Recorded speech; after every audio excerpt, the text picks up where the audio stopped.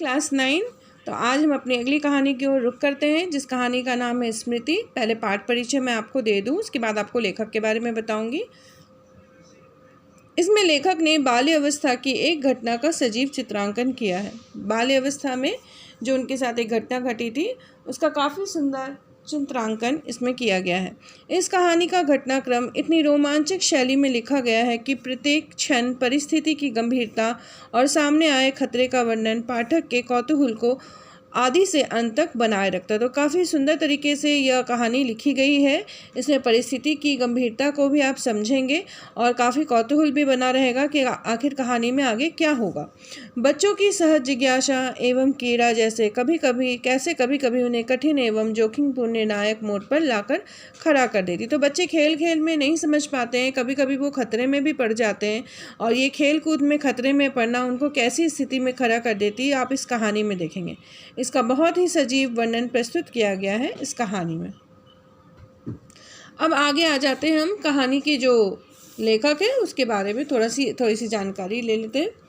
श्री राम शर्मा 1896 से 1967 प्रारंभ में अध्यापन कार्य करने के बाद लंबे समय तक स्वतंत्र रूप से राष्ट्रीय और साहित्य सेवा में जुटे रहे। तो शुरुआत में पढ़ाने का काम उन्होंने किया, फिर लंबे समय तक वो साहित्य की सेवा में जुटे रहे। विशाल भारत के संपादक के रूप में विशेष ख्याति प्राप्त हुई। विशाल भारत पत्रिका लेखन कार्य में उनको संपादक के रूप में काफ़ी प्रसिद्धि मिली। हिंदी में शिकार साहित्य के अग्रणी लेखक माने गए। इन्होंने शिकार साहित्य भी लिखा। प्रमुख रचनाएं हैं इनकी शिकार, बोलती प्रतिमा, जंगल के जीव, सभी शिकार के संबंधी पुस्तक हैं। सेवाग्राम की डायरी एवं सन 42 के संस्मरण। तो काफ़ी रोचक कहानियां इन्होंने लिखी है। अब हम कहानी की ओर रुख करते हैं। तो कहानी की शुरुआत होती है सन 1908 ईस्वी की बात है। दिसंबर का आखिर या जनवरी का प्रारंभ होगा। चिल्ला ज़ारा पड़ रहा था, बहुत ठंड पड़ रही थी। 2-4 दिन पूर्व कुछ बूंदाबांदी हुई थी और 2-4 दिन पहले ठंड में बारिश भी हुई थी, इसीलिए शीत की भयंकरता और भी बढ़ गई थी। तो ठंड काफ़ी बढ़ी हुई थी। सायंकाल के 3:30 या 4 बजे होंगे। संध्या बेला की बात है। 3:30-4 बजे जब अंधेरा होने लगता है तब की बात है।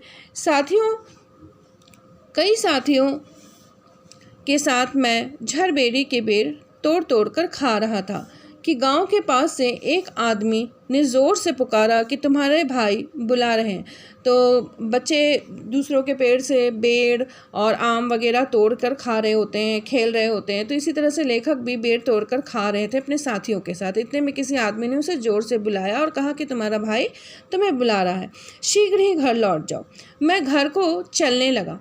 साथ में छोटा भाई भी था। भाई साहब की मार का डर था, इसीलिए सहमा हुआ चला जाता था। तो बड़े भाई साहब पीटेंगे, इस डर से मैं बहुत डरा हुआ था। समझ में नहीं आता था कि कौन सा कसूर बन पड़ा। मुझे ये नहीं मालूम था कि मैंने क्या गलती की होगी। डरते डरते घर में घुसा। आशंका थी कि बेर खाने के अपराध में ही तो पेशी न हो। मुझे ये शक लग रहा था कि हमने जो बेर तोड़कर खाए हैं, कहीं इसी बात का पता भैया को चल गया और इसकी वजह से वो हमें पीटने वाले तो नहीं। पर आंगन में भाई साहब को पत्र लिखते पाया, पर मैंने देखा कि भाई साहब आंगन में बैठकर पत्र लिख रहे थे। अब मिटने का भय दूर हुआ। अब समझ में आया कि भैया पीटने वाले नहीं हैं। हमें देखकर भाई साहब ने कहा, इन पत्रों को ले जाकर मक्खनपुर डाक खाने में डाल आओ। तेजी से जाना, जिससे शाम की डाक में चिट्ठियाँ निकल जाए, ये बड़ी ज़रूरी हैं। तो बड़े भैया ने कहा कि ये पत्र जो मैं तुम्हें लिख कर दे रहा हूँ, इसे मक्खनपुर के डाक खाने यानी पोस्ट ऑफिस में जाकर डाल दो, और थोड़ा जल्दी जाना, ताकि जो शाम की डाक निकलती है, यानी कि पोस्टमैन जो शाम की डाक चिट्ठियाँ लेकर जाता है, वो उसी समय से अपने साथ लेकर चला जाए, क्योंकि ये बहुत ज़रूरी पत्र है। जाड़े के दिन थे ही, तिस पर हवा के प्रकोप से कपकपा लग रही थी। तो इतनी ठंड हो रही थी कि काफ़ी ठंड लग रही थी। लेखक जा रहे थे, चले जा रहे थे। अब पत्र को उनको डाक खाने में डालना था। हवा मज्जा तक ठिठुरा रही थी। तो शरीर, बोन मैरो, आप जानते हो, ठंड में हड्डी के अंदर के भीतर का जो ब्लड होता है, मज्जा जिसे कहते हैं, वो भी ठंड से काँप रही थी। इसीलिए हमने कानों को धोती से बांधा। और हमने क्या किया, अपनी धोती को कानों में बांध लिया। माँ ने भुजाने के लिए थोड़े चने एक धोती में बांध दिए। तो रास्ते में चलते चलते हमको अगर भूख लग जाए तो वो भुजा हुआ चना हम खाते हुए जाएंगे। हम दोनों भाई अपना अपना डंडा लेकर घर से निकल पड़े। तो डंडा उस समय हाथ में लेना ज़रूरी होता था कि कोई जीव जंतु पैर के पास आ ना जाए और काट ना ले, इसका ध्यान रखना पड़ता था। उस समय उस बबूल के डंडे से जितना मोह था उतना इस उम्र में राइफल से नहीं है। तो आगे लेखक बताते हैं कि बचपन में मुझे डंडे से बहुत मोह था। अब मेरे पास राइफल है लेकिन उससे इतना प्रेम नहीं है। मेरा डंडा अनेक सांपों के लिए नारायण वाहन हो चुका था। तो गांव वगैरह में सांप निकलते हैं और सांप के लिए वो कहते हैं कि वो एक नारायण वाहन की तरह था। और मक्खनपुर के स्कूल और गांव के बीच पड़ने वाले आम के पेड़ों से प्रतिवर्ष उसमें से आम झुरे जाते थे और इस डंडे से मैंने कई आम भी झाड़े थे, कई आम भी तोड़े थे। तो डंडा लेखक के बहुत काम आता था, इसीलिए डंडे से लेखक को काफ़ी प्रेम था। तो बचपन में बच्चों को अपने खेल खिलौनों से काफ़ी प्रेम होता है, इसी प्रकार लेखक को अपने डंडे से काफ़ी प्रेम था। इस कारण वह मूक डंडा सजीव से प्रतीत होता था। तो उसे ऐसा लगता था कि जो डंडा बोलता नहीं है, कभी कभी मुझे लगता था कि वह बोलने वाला डंडा है। प्रश्नवदन हम दोनों मक्खनपुर की ओर तेजी से बढ़ने लगे। तो खुशी से बात करते हुए हम मक्खनपुर तेजी से बढ़ने लगे। चिट्ठियों को मैंने अपनी टोपी में रख लिया क्योंकि कुर्ते में जेबें नहीं थी। तो कुर्ते में जेब न होने के कारण जो टोपी हमने पहनी थी उसके अंदर हमने चिट्ठियां रख ली। हम दोनों उछलते कूदते एक ही सांस में गांव से 4 फलांग दूर उस कुएं के पास आ गए जिसमें एक अति भयंकर काला सांप पड़ा हुआ था। तो बहुत उछलते कूदते हुए लेखक और उसका छोटा भाई उसके साथ जा रहा था। तो दोनों 4 फलांग मतलब बहुत दूर तक आ गए थे। वहाँ आ गए जहाँ एक कुआं था और उस कुएं में पानी नहीं था बल्कि इस कुएं में एक काला सांप था। कुआं कच्चा था और 24 हाथ गहरा था। तो काफ़ी गहरा कुआं था और कच्चा था, उसमें पानी वगैरह नहीं था, उसमें पानी न था। उसमें न जाने सांप कैसे गिर गया था। कारण कुछ भी हो, हमारा उसके कुएं में होने का ज्ञान केवल 2 महीने का था, 2 महीने पहले से था। 2 महीने पहले हमें पता चला था कि इस कुएं में एक सांप रहता है। बच्चे नटखट होते ही हैं। मक्खनपुर पढ़ने जाने वाली हमारी टोली पूरी वानर टोली थी। तो लेखक अपने बारे में बताते हुए कहते हैं कि बच्चे बहुत नटखट होते हैं और हमारी टोली यानी कि जो हमारी टीम थी बच्चों की, जो हम लोग स्कूल जाते थे, हम लोग वानर टोली थे। मतलब बंदर की तरह हम उछलते कूदते थे और बदमाशी किया करते थे।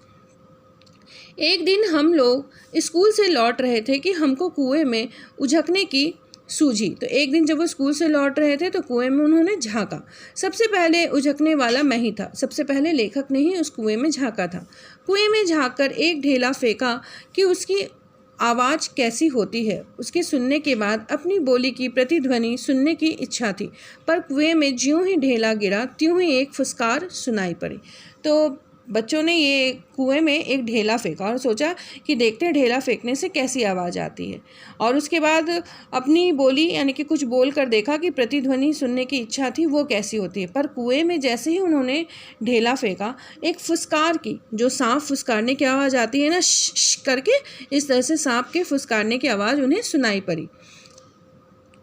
कुएं के किनारे खड़े हुए हम सब बालक पहले तो उस फुसकार से ऐसे चकित हो गए जैसे किलोले करता हुआ मृग समूह अति समीप के कुत्ते की भौंक से चकित हो जाता है। तो जब हमने फुसकार की आवाज़ सुनी तो हम बिल्कुल चकित हो गए, हैरान हो गए। और कैसे? जैसे कि जो हिरन का एक समूह होता है वो हंसता खेलता हुआ इधर उधर घूम रहा होता है, अचानक जब कुत्ते भौंकने लगते हैं वो सुनकर कैसे चकित हो जाता है, वैसे ही हम भी चकित हो गए थे। उसके उपरांत सभी ने उछल उछल कर एक ढेला फेंका और कुएं से आने वाली क्रोधपूर्ण फुसकार पर कहकहे लगाए।